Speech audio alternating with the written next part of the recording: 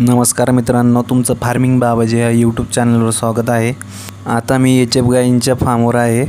यांच्याकडे 26 मोठ्या गायी आहेत आणि या सर्व गायींचं दूध हे मशीनद्वारे काढलं जातं आणि यांना या व्यवसायातून वर्षाला खर्च वजा जाता 8 लाखांचा निव्वळ नफा होतोय। नमस्कार सर, तुमचं नाव आणि हा फार्मचा पत्ता सांगा। माझं नाव ज्ञानेश्वर किसन राक्षे, बहिरवाडी, तालुका खेड, जिल्हा पुणे। आपण कधीपासून सुरुवात केली होती? हा व्यवसाय 2004 साली सुरू केला। 2004 साली? हां। तेव्हा किती होत्या आपल्याकडे गाई? त्यावेळी माझ्याकडे 4 गाई होत्या। त्यावेळी 4 गाई होत्या आणि त्याच्यानंतर कधीपासून म्हणजे वाढवत गेले असं? 2005 सालापासून। किती संख्या वाढवली गायींची? गायींची माझ्याकडे 32 गायी झाल्या सगळ्या टोटल। हां। आणि नंतर मग कमी करीत गेलो परत। का बरं असं कारण काय होतं कमी करण्याचं? काही म्हाताऱ्या झाल्या होत्या ना। हां, म्हणजे आणि सांभाळायची तकलीफ, जागेची अभाव। हो।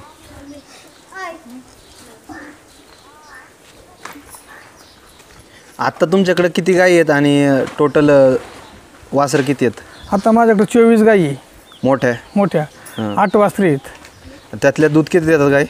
तर 16 चालू आहेत गाई दूध देतात आणि बाकीच्या ड्राय पिरियडला याचं नियोजन बघायला किती जण बघतात? त्याचं नियोजन 3 जण काम करतात यात? मग बाहेरचं कोण नाही, फक्त घरातले सगळे 3 जण काम करतात याच्यावरती।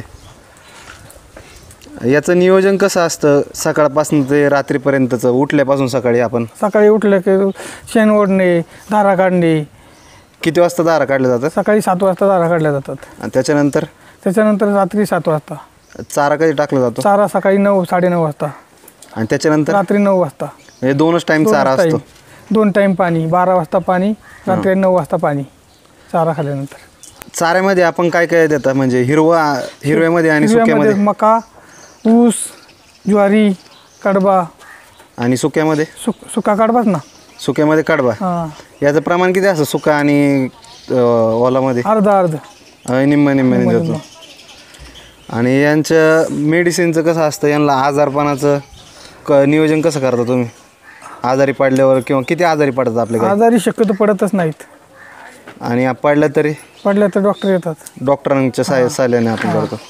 आणि जेव्हा आपण गाय भरवतो तर त्यासाठी आपण कोणतं सेमेन यूज करतो? राहुरी कृषी विद्यापीठाचं HP। ते पण डॉक्टरांच्या सहाय्याने? आणि ज्या आपल्या पुढं पाड्या तयार करतो आपण, ज्या कालवडी, त्या आपण विकता का घरीच ठेवतो? घरीच ठेवतो, मोठ्या करायच्या आणि आपल्या फार्म हाऊस ठेवता। आणि नंतर मग संख्या अशी वाढत गेली की मग वेळेला झालेलं गाय विकून टाकायच्या। मोठ्या गाय तुम्ही विकून टाकता। तर याच्यामध्ये आपल्याला काय काय अडचणी आल्यात? आता अडचण नाही आली कधी, म्हणजे काहीच अडचण आली नाही आतापर्यंत। त्यांचं चारा व्यवस्थापनाचं नियोजन कसं असतं?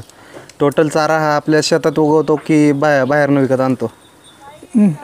काही दिवस शेतातील चारा तर काही दिवस बाहेर येईल। टोटल यांसाठी किती एकरमध्ये राखीव आहे आपलं क्षेत्र? 3 फक्त चाऱ्यासाठी? 3 एकर फक्त 3 एकरमध्ये फक्त हिरवा चारा आणि सुका चारा आपण विकत आणतो का? नाही, सुका चारा तिथंच निघतो ना। सुका चारा पण त्याच्यातूनच आणि ओला चारा पण त्याच्यातूनच, आणि बाग कमी पडला तर आपण विकत आणतो।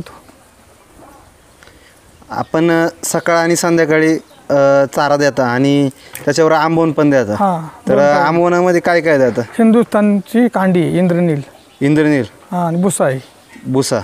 तो किती देतं प्रत्येक गाईला? एका वेळी 4 किलो। एका वेळी 4 किलो। आणि त्याच्याबरोबर काय काय देतं? कालून ठेवायचं पाण्यात फक्त तेवढंच। आणि मिनरल मिक्सचर काय? पावडर आंबवणात टाकायची मग चारायला। आंबवणामध्ये मिनरल मिक्सचर आणि कॅल्शियम ते किती असतं त्याचं प्रमाण? तर 1 काडी पेटीचं खोकं आणि 1 ग्लास, हे 1 कप कॅल्शियम प्रत्येक गाईला। 1 महिना द्यायचं, परत बंद करायचं, परत 2 महिन्यांनी द्यायचं। असं 1 महिना द्यायचं, 2 महिने बंद करायचं, परत द्यायचं, परत 1 महिना द्यायचं, परत 2 महिने बंद करायचं। हे केल्याने काय होतं?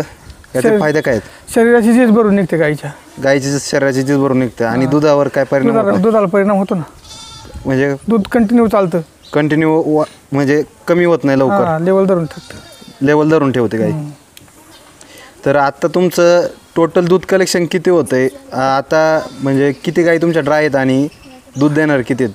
आता माझ्याकडे 16 गाई चालू आहेत। तर त्यांचं दूध कलेक्शन किती होतं दिवसाचं? 100 लिटर होते दोन्ही टाइमच। ते त्याला काय रेट मिळतो आपल्याला? आपण दूध कुठं विकतो? अमूल डेअरीला. अमूल डेअरीला. तर आपलं टोटल दिवसाचं दूध किती होतंय आता? 90-100 लिटर. 100 लिटर. हां. याचा आपल्याला रेट काय मिळतो? 32 रुपये. तर याचे महिन्याला किती टोटल बिल निघतं आपल्याला? 95,000पर्यंत. 95,000. आणि याचा महिन्याभराचा टोटल खर्च किती आहे आपला? 50,000. टोटल आपला खाद्य, आंबवण वगैरे कॅल्शियम 50,000. हां. तर आपल्याला साधारणतः 40 ते 45,000 रुपये सध्या प्रॉफिट होतं आहे महिन्याला. आणि इतर वेळेस दूध किती असतं आपलं?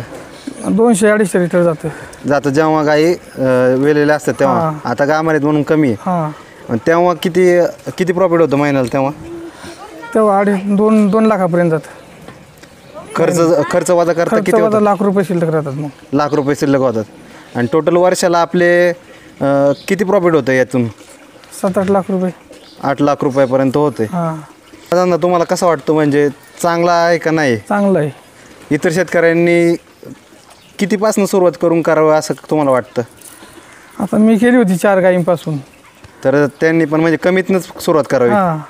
आणि अनुभव पण येतो. आणि तसं शिकता हळूहळू वाढवा. हां. सर, आपल्याकडं गाई विकण्यासाठी असतात का? असतात.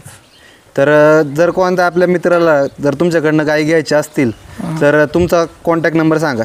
9921651146. तर मित्रांनो, तुम्हाला हा व्हिडिओ आवडला तर नक्की लाईक करा आणि तुमच्या मित्रांबरोबर शेअर करा.